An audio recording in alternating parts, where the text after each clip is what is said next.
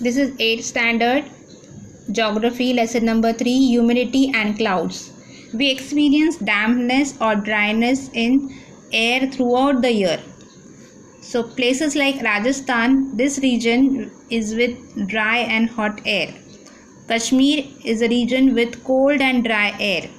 Mumbai is region, in this region the air is hot and humid. So now when we are looking at these three different places, Rajasthan is the region which is having very hot climate. Kashmir is having a very cool climate, and Mumbai is having a humid climate. Humid means it is not very cold also and very hot also. And why it is so? Because it is all on the three sides we are having water. It's Mumbai is having it's a coastal area, so the air over there, the temperature over there, everything is very much it's like the water is more at the side.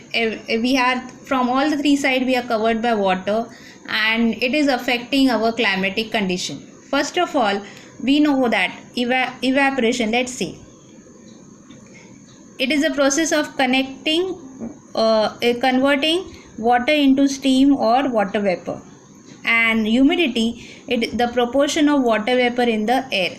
Now if I am talking about the process, if we know that if the water is there, water gets heated due to the sun's heat, and it gets converted into steam or vapor, and then what happens, it changes into, it takes in the gaseous state, and then it becomes a cloud.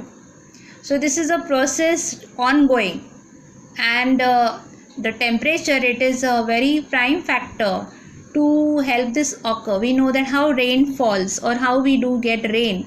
Now this for example, if you take cooker, okay, pressure cooker, you are keeping water in it, and you heat it.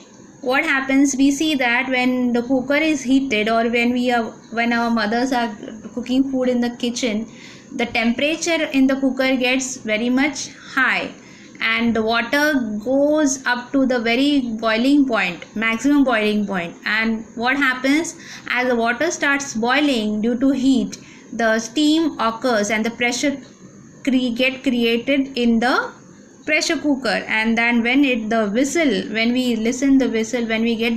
the cooker gives out the whistle, in that you can find that the fumes, the steam comes out. And if we keep our hand there, or if we are keeping a plate there or a dish there, if you hold it, you will find when the steam comes out there, or a spoon there, you will find that after the steam get mixed in our surrounding, our environment, what happens, we can find that the surface of that plate or our hand gets little moisture. It is moist. This happens why?